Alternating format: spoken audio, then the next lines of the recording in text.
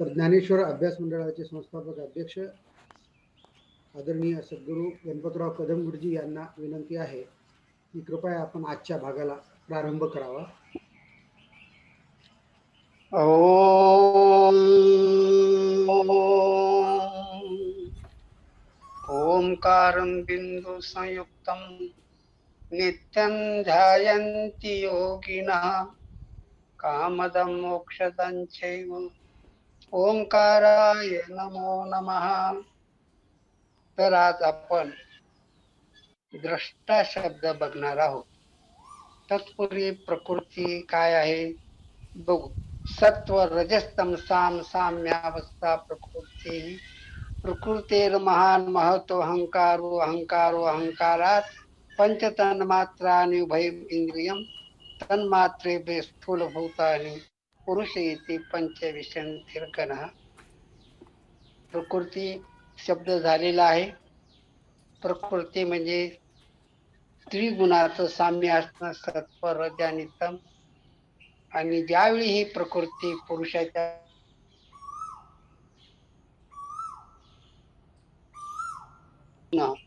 आकाशामधून वायू निर्माण होतो. आकाशात एक शब्दच आहे. आकाशात शब्द आणि दुसरा स्पर्श हे दोन गुण आहेत.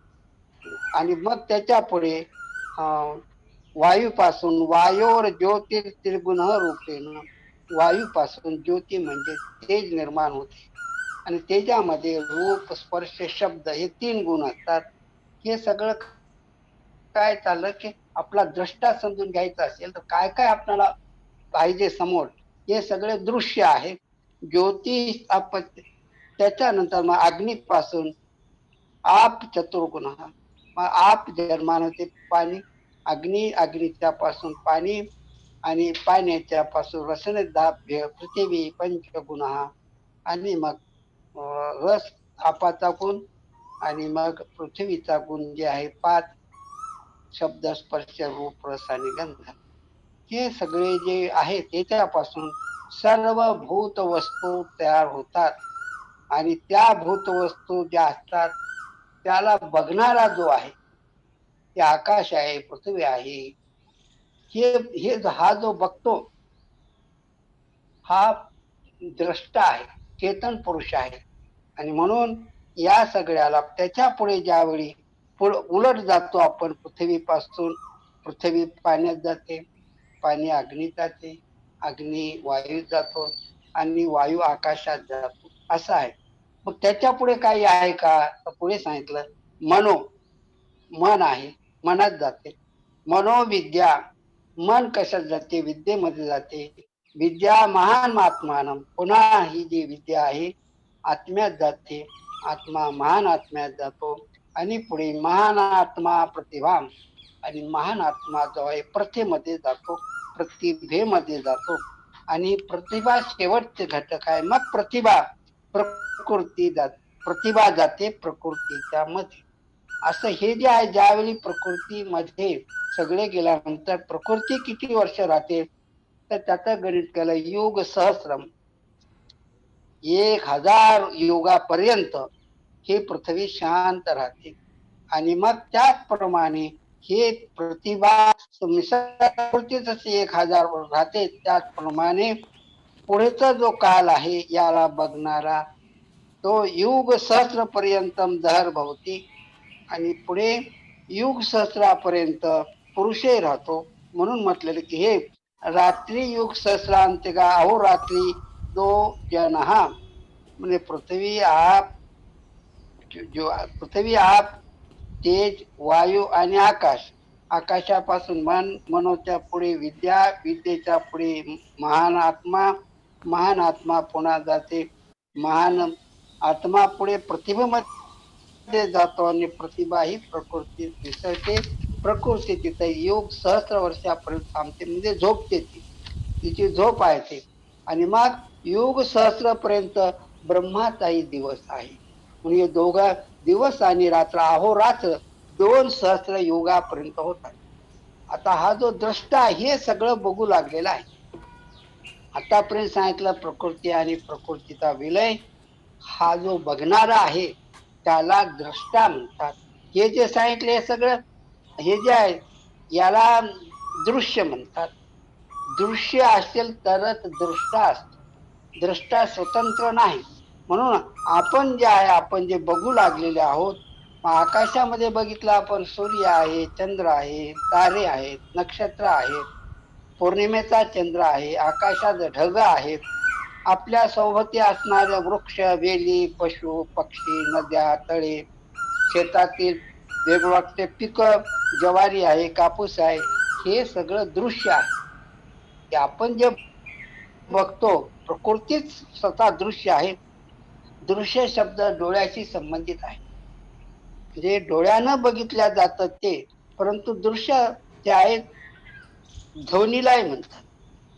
कानानं ध्वनी ऐकतो आपण, ते सुद्धा दृश्यच आहे. दृश्य आणि द्रष्टा हे परस्परापासून भिन्न आहेत, एक नाही.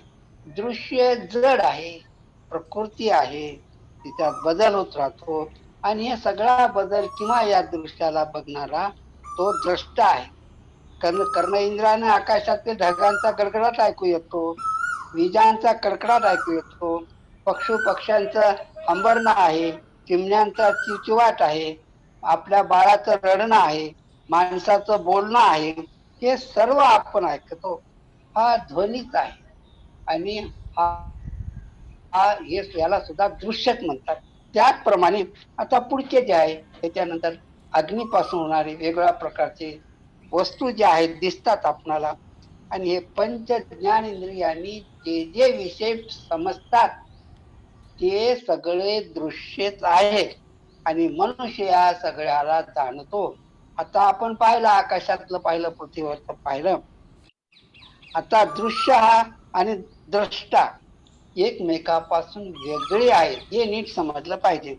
आता आपण आपल्याकडे आलो, आपण घरात राहतो, घराला आपण पाहतो, घर सुद्धा दृश्य आहे. त्याला बघणारे आपण जे आहोत आपण दृष्टा आहोत. घरात राहणारा माणूस द्रष्टा असतो, ते घर दृश्य आहे. म्हणून याच्या परस्परापासून ह्या गोष्टी भिन्न आहेत हे समजणं, आपणाला ज्ञानाकडे जायचं म्हणजे हे समजलं पाहिजे. आता याच्या पुढे आणखी जवळ आलो आपण, आपल्या अंगावर कपडे आहेत, वेगळ्या प्रकारचे आहेत, हे सुद्धा आपण त्याला बघतो, हे कपडे सुद्धा दृश्य आहेत. याला पुन्हा अंतर्मुख पुढे जर झालो आपण तर हा आपणाला दिसणारा 3.5 हाताचा स्थूल देह आहे. हा 3.5 हाताचा आहे. मग याला हात आहेत, पाय आहेत, हाडं आहेत, कान आहेत, डोळे आहेत, हे सगळे त्याचे संबंधित घटक आहेत. हेही आपण याला बघतो ना, आपण हे आपण जाणते, आपण हे सर्व दृश्य आहेत. आणि याला ओळखणारा जो आहे, त्याला पाहणारा, ऐकणारा, याला म्हणतात दृष्टा. म्हणून दृश्य त्रिगुणात्मक असते, जड असते. या दृश्याचा द्रष्टा असतो म्हणजे पाहणारा. हा देहच आपण आहोत असं आपणाला वाटतं, हा भ्रम आहे जीवाला. दृश्य आणि द्रष्टा याच्यातला भेद जर समजला नाही तर तो मग अविद्येमध्ये पडतो, म्हणून तो अज्ञानी बनतो. हे अज्ञान जर दूर व्हायचं असेल तर आपणाला हा विचार करावा लागेल. त्याच्यासाठी पंचकरणाचा अभ्यास करणं आवश्यक आहे. कारण स्थूल, सूक्ष्म, कारण, महाकारण हे जे देह आहेत, या देहाच्या चालवणारा, याला ओळखणारा जो आहे तो द्रष्टा आहे. म्हणून या दृष्ट्याला आपण समजून घेतलं पाहिजे. दृष्टा जो आहे, दृश्य आणि द्रष्टा यांचा संबंध आल्याच्या नंतर द्रष्टा जेव्हा म्हणतो की दृश्य आहे आणि त्याच्यापासून दर्शन होत, त्याला दर्शन म्हटलेलं आहे. म्हणून दर्शन, द्रष्टा, दृश्य, द्रष्टा आणि दर्शन हे त्रिपुटी आहे. परंतु आपण या त्रिपुटीच्या पलीकडे गेलं पाहिजे. ते दृश्य जे आहे, दृश्य जेव्हा दृष्टा बघतो आणि द्रष्टा दृश्याला दृश्य आहे म्हणून असं ओळखतो, तसं द्रष्टा दृश्याला ओळखतो, पण दृश्य दृष्ट्याला ओळखत नाही. कारण दृश्य जे आहे जड आहे आणि द्रष्टा जो चेतन आहे, चेतनाला ज्ञान असते. या दृश्याला कसं राहील? म्हणून या सगळ्याला याच्या सगळ्या समजना जाणणारा चेतन तत्वच आहे. म्हणून प्रकृती ही जी आहे सर्व व्यापक चेतन तत्वाच्या संपर्कात आली विश्व निर्माण व्हायला लागतं. आणि मग विश्व निर्माण करीत आहे असं जो जमतो तो द्रष्टा आहे. ही जाणीव जी आहे द्रष्ट्याला आहे, प्रकृतीला त्याची जाणीव नाही, कारण प्रकृती ही जड आहे. म्हणून आता उदाहरणार्थ जडे कसं हालते, आता लोखंडाचा गोळा आहे, लोखंडाचा गोळा जड आहे, ते काही करू शकत नाही. पण त्याच्या जर अग्नीमध्ये टाकलं ते लालबुंद झालं, अग्नी त्याच्यात मिळाली की मग मात्र त्याच्या संपर्कात गेलो आपला गरम वाटते, काही जाळू शकते.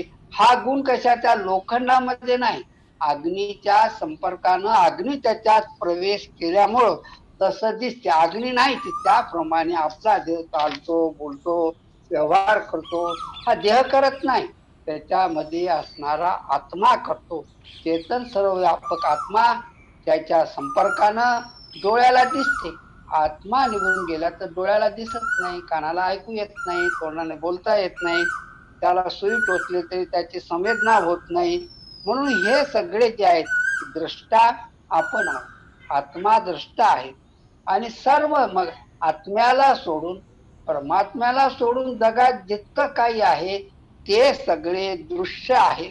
आणि द्रष्टा ज्यावेळी हे दृश्य आहे असं म्हणतो त्यावेळी त्याची संवेदना होते, त्याला दर्शन म्हणतात. म्हणून ज्ञाता ज्ञेय आणि ज्ञान हे तेच आहे. द्रष्टा म्हणजे ज्ञाता, दृश्य म्हणजे ज्ञेय, दर्शन म्हणजे ज्ञान. हे जे त्रिपुटी आहेत या त्रिपुटीला ओळखणं, हा कोण ओळखतो तर द्रष्टाच ओळखतो. त्याच्यावर थोडक्यात ज्ञानेश्वर माऊलीचा एक अभंग आहे, मी थोडक्यात म्हणून दाखवतो. आकार स्थूल नाशिवंत, जे जे आकाराला आलं ते नक्की नाशिवंत आहे. हे तरी जाईल भूमी आत, हे सगळं आकार दिसू लागले ना आहे, शेवटी जमिनीत मिळून जाते. म्हणून म्हटलं माऊली म्हणतात आकार स्थूल नाशिवंत, हे तरी जाईल भूमी आत, तया परी हारी चालत, तेने होईल कृत. हे तर जाते, पण आपण त्याच्यावर आहोत तर आपण चालत आहोत. परमात्म्याला ओळखलं पाहिजे, मग आपण कृतकृत्य होतो. देह जावो अथवा राहो, पांडुरंगी जोड भावो, हे आपलं तत्व आहे.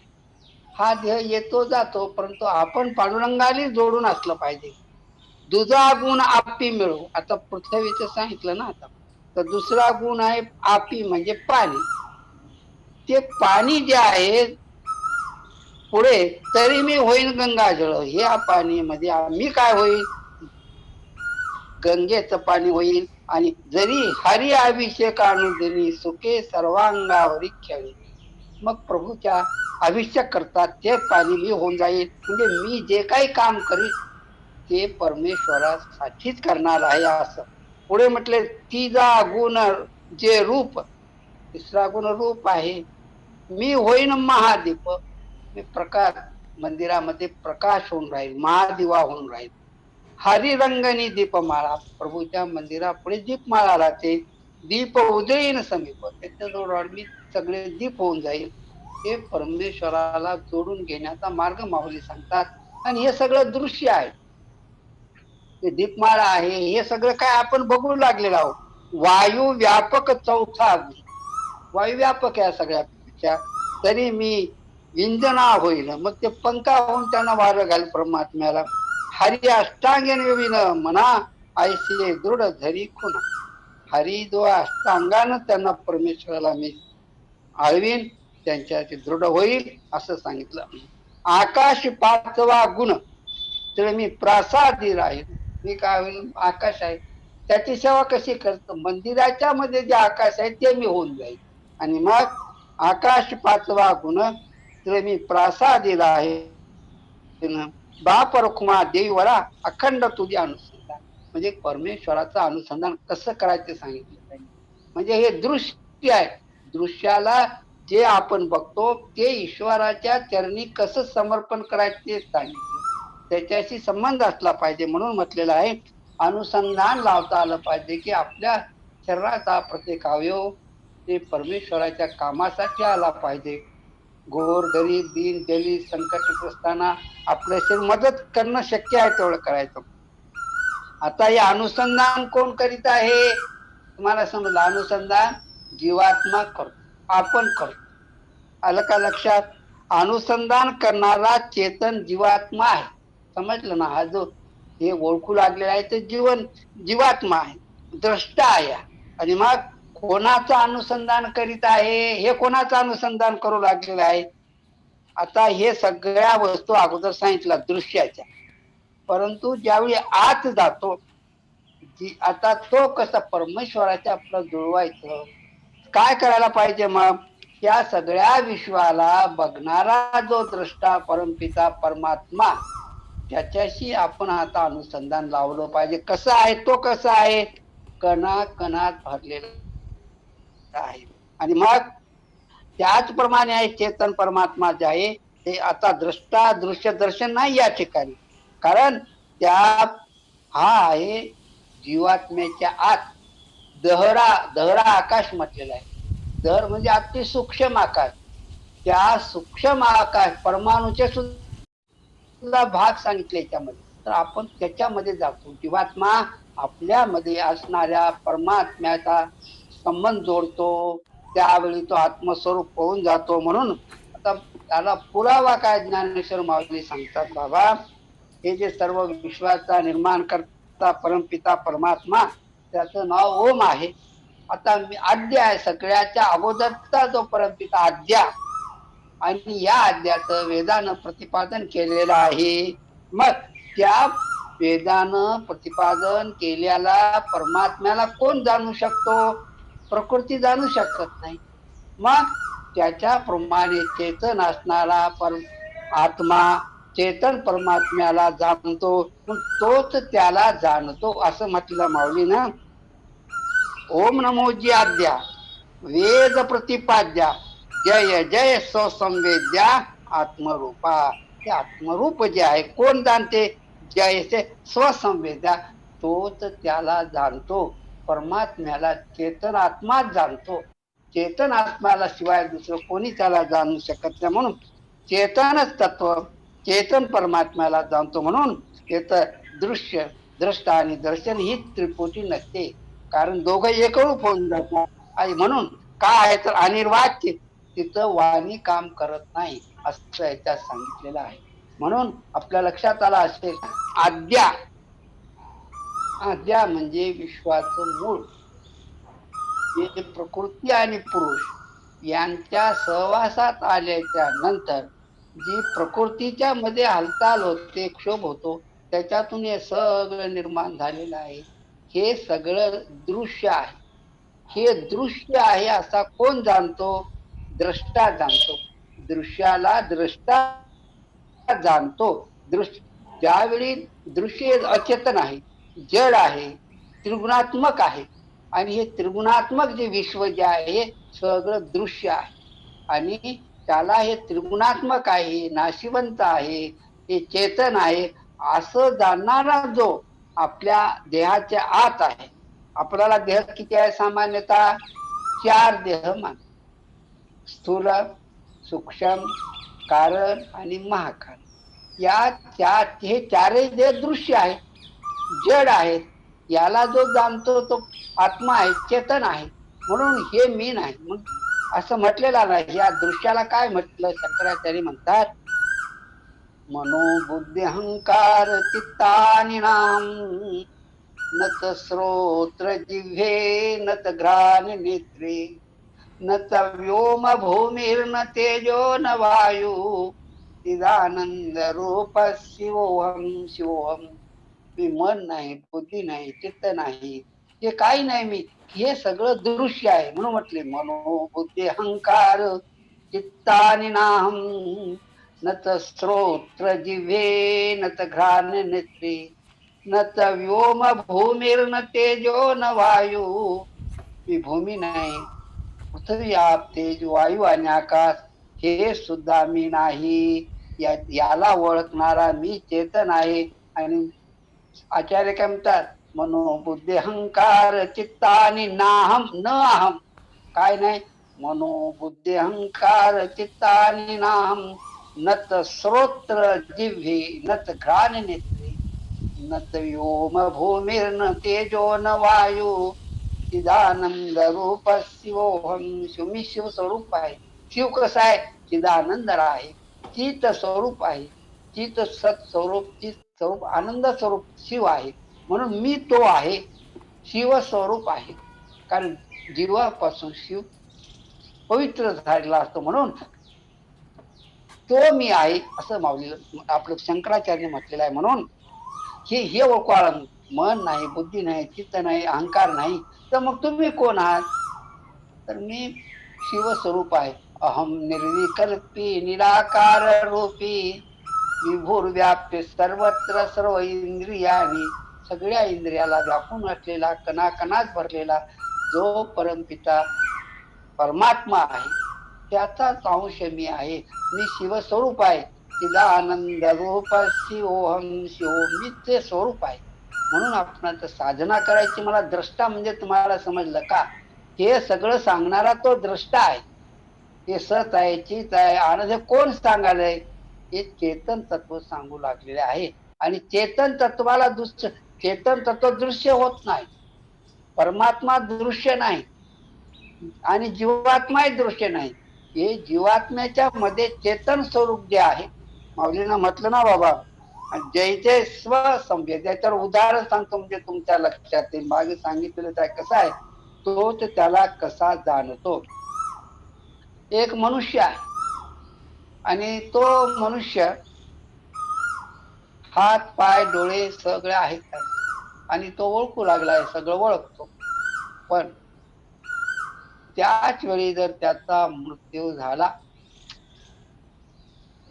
मग त्याला ते कोण ओळखते? तो मरण पावलेला माणूस याला ओळखतो का या सगळ्या दृश्याला? कारण तो मृत झालेल्या शरीराला कोणी ओळखत नाही. मृत जे शरीर आहे तो दुसऱ्याला ओळखत नाही. मग हे मृत झालं, हे प्रेत आहे असं कोण म्हणतो? ज्याच्यात आत्मा आहे असा मनुष्य म्हणतो की हे प्रेत झालं, हे मेला. कोण सांगायलाय? आत्मा सांगायलेला आहे. आणि मग याच्यापेक्षा दुसरं जर उदाहरण आपण घेतलं की एक डॉक्टर आहे आणि तो बिमार माणसाला बघायला आला, तो तपासू लागला. असा तपासत असताना त्याला हार्ट डॉक्टर गेला. आता त्याला कोणतं मस्त तपासते? डॉक्टरा मधला आत्मा निघून गेला. त्या बिमार माणसाला कोण तपासते? कोण तपासू लागलंय? मध्ये डॉक्टरच्या मध्ये जो आत्मा आहे तो आजारी माणसाला तपासू लागलेला आहे. कोण तपासले? आता समजा शहाणा डॉक्टर असेल आणि डॉक्टर बरोबर आहे, परंतु तपासणारा माणूस मेला, म्हणजे ज्याचा तपास करायचा तो मेला. त्याला शहाणा डॉक्टर तपासते का? कारण तपासणारा आत्मा, डॉक्टर आत्मा आणि आजारी माणसामध्ये आत्मा असला तर कोण कोणाला तपासते? आत्मा आत्म्याला तपासते. आणि आजारी कोण असते? शरीर असते. परंतु आत्मा असेल तर, आत्मा नसेल तर काही नसते. त्याला कोण तपासू लागलं? म्हणून म्हटलं स्वसंवेद्या. तोच त्याला जाणतो. आत्माच आत्म्याला जाणतो. आत्म्याला सोडून या जगातलं दृश्य दुसरं कोणाला समजेल? म्हणून माऊली म्हटलेले स्वसंवेद्या आत्मरूपा. तो संवेद्य स्वरूप आहे, तो आत्मा आहे. म्हणून आता आपण ऐकू लागलो, बोलू लागलो, हे कोणाचा खेळ आहे? तो मध्ये असणाऱ्या जीवात्म्याचा आहे. मग तो जीवात्मा आहे तोपर्यंत सगळं आहे. जर जीवात्मा गेला तर काय? ज्ञानस्मरण जोपर्यंत ते मध्ये दीप चालू आहे ना, तोपर्यंत सगळं करून घ्या जे करायचं असेल. त्याच्यातून दीप गेल्यानंतर ते ओसाड देहाला कोण विचारू लागलेला आहे? त्याला ओसाड कोण म्हणते? प्रेताला प्रेत म्हणण्यासाठी चेतन तत्व पाहिजे ना. म्हणून म्हटलेलं की हे जे आहे आपल्या दृष्टीनं आपण बघितलं. ज्ञानेश्वर महाराज म्हणतात, तुम्हीच स्वतःला जाणता. स्वसंवेद्या, स्वतःला स्वतः जाणणं. आणि हे आत्मरूपा, त्याला आत्मरूप माऊलीनं म्हटलेलं आहे. आणि त्याला देव म्हटलेला आहे, देवा तुझी गणेशू सकलार्थमती प्रकाशू म्हणे निवृत्ती दासो अवधारी जोती. हे शब्द ब्रह्म अशेस त्याची मूर्ती सुवेस जेत वर्ण वपो निर्दोष मिळवी तशी. माऊलीचं सुरुवातीचं गणपतीचं वर्णन आहे. तुमच्या लक्षात आला का? हे सगळं दृश्य आहे. डोळ्यानं दिसणं, कानानं ऐकणं आणि स्पर्शानं जाणवणं, हे पंचविषय दृश्य आहेत. या पंचविषयाला पंचविषय म्हणणारा जो जीवात्मा आहे तो त्याचा द्रष्टा आहे. आणि जीवात्म्याच्या आत परमात्मा आहे. त्याला आत्मा परमात्म्याला जाणतो. म्हणजे दोन्ही चेतन तत्व आहेत. परमात्मा दृश्य नाही आणि जीवात्मा द्रष्टा नाही. दोघही चेतनच आहे. म्हणून माऊली म्हणतात समसंवेद्या आणि आत्मरूपा. ते आत्मरूप आहे. लक्षात आलं का? आता दृश्य आणि द्रष्टा दोन संकल्पना झाल्या आज आपल्याला. आपण जे आहोत आपण द्रष्टा आहोत आणि आपलं शरीर हे दृश्य आहे. हे सगळं विश्व दृश्य आहे. त्याला चालवणारा चाला वगणारा परमात्मा द्रष्टा आहे. दोन दृष्टी, दोघांच्या मध्ये चेतन तत्व आहे. तर अशा रीतीने तुम्हाला चित्रायला शब्द म्हणजे पाचही विषय दृश्य आहे. कोणते? शब्द, स्पर्श, रूप, रस आणि गंध. आता आपल्या भोवताल सगळं जे दृश्यच आहे ना. मग हे दृश्याला दृश्य कोण म्हणते? आपण म्हणतो. आपण म्हणजे आत्मा. आणि म्हणून म्हटलेलं आहे. आणि याच्यातून जर तो द्रष्टा निघून गेला तर डोळ्यानं बघता येत नाही, कानानं ऐकता येत नाही, पायानं चालता येत नाही, काही काम करत नाही. पंचज्ञानेंद्रिय पंचकर्मेंद्रियांचा जो चालक जो आहे त्याला द्रष्टा असं म्हटलेलं आहे. म्हणजे आत्म्याला द्रष्टा म्हटलेलं आहे. आत्म्याच्या आत जे तत्व आहे त्या तत्वाला आपण ओळखलं पाहिजे. त्यासाठी आपण प्रयत्न करून दोन शब्द आज समजले. कोणते? दृश्य आणि दृष्टा. म्हणून हे बघत असताना, याला बघत असताना आपण आत गेलं पाहिजे. आत केव्हा गेलं पाहिजे? जेव्हा तुमचं स्वरूप तसं असेल तर. म्हणून यासाठी आपल्या देहाला नीट जाणून घेतलं पाहिजे तर त्या गोष्टी आपल्याला समजतात. आता काय विचारायचं का तुम्हाला? स्थूल देह, सूक्ष्म कारण तिसरा देह, चौथा महाकारण देह ऐक बापा. आवटपिटाचे दरी कर्पूर वर्णावरी, श्यामाचे अंतरी महाकारण. पुढे म्हटलं महाकारण्य आतुळा लक्षाचा पुतळा, उन्मन हे कळा दैवी वरी.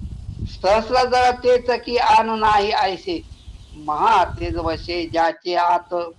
पश्चिम मार्ग तेथून ऊर्ध्व उंच गगनी, जेथे एक कामिनी एकली. मार्ग नाहीचे ते कोणे रीती जावे, सुषुम्नेवरी बघावे सामर्थ्याचे. तेथून ऊर्ध्व चित्र मुंगी नेत्रा तुले, त्यासरी उडणे भले चपल त्वेष्टे. जळता वळगीता बरी नारी आपण एक, नर नारी न पुसक एक रूप. ज्ञानदेव म्हणे मी उडून जाय तेच, परब्रह्मीची मात तोची जाण. आणि ते अभंग आहे. हे सगळं आता हे सगळं दृश्यच आहे. आपण जे बोलाल, जे सांगाल, जे ऐकाल ते सगळं दृश्य आहे. आणि हे दृश्य आहे असं सांगणारा तो दृष्ट आहे. म्हणून माऊली तुकडोजी महाराज म्हणतात बाबा मंदिर उघडा. म्हणजे हे दृश्य आहे ना. उघडा मंदिर हे देहाचे आत तयाचे, त्याच्यामध्ये जे तत्व आहे ते द्रष्टा आहे. तर आपण आता पुढे पुढे जे आहे शब्दांतर पुन्हा पुन्हा तेच येणार आहे. म्हणून आता पुढचे शब्द बघू. पुढच्या वेळी दुसरा शब्द बघू. आता तुम्हाला काही विचार असतं विचारा. आणि ते परमात्म्याला तुम्ही जर पुरुष म्हटलं तर मग ते दोन आपण पुरुषच आहोत, परमात्मा पुरुषच आहे. परंतु परमपिता परमात्म्याला म्हणत असताना ईश्वर जेव्हा म्हणतो आपण, ईश्वर काय ईश्वर तो सगळ्याचा दृष्टा आपलाही दृष्टा आहे. मग ईश्वर आणि पुरुष थोडा भेग आहे. आणि पुरुष म्हटल्यानंतर पुरुषाचे दोन प्रकार आहेत. शरीरामध्ये राहणारा एक आणि सगळ्या विश्वाचा चालक तो एक. आलं का लक्षात तुमच्या? हा. पुढे त्याच्यामध्ये सूक्ष्म जे आहे तेही दृश्यच आहे, कारण जे आहे तेही दृश्यच आहे, महाकारण जे आहे ते दृश्यच आहे. जोपर्यंत तुम्हाला जाणवते तोपर्यंत दृश्य आहे. ज्यावेळी ते म्हणून तुम्ही आपल्या आत्म्याच्या मध्ये असणारा परमपिता परमात्मा दहर मध्ये आहे, त्याच्यात तुम्ही त्याला दोन्ही चेतन झाले की तिथं आता दृश्य राहत नाही. म्हणून म्हटलं स्वसंवेद्या, तुम्हाला उदाहरण त्यासाठी सांगितलं की आत्मा तपासते, तपासणारा आत्मा, तपासून घेणारा आत्मा, ते प्रेत आहे म्हणणारा आत्मा, सगळं काही आत्मरूपा. आणखी काही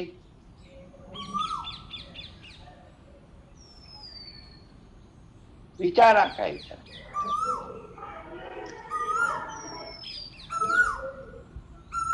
आता आपणाला म्हटलं तर त्याच्यात काही राहू नये शिल्लक.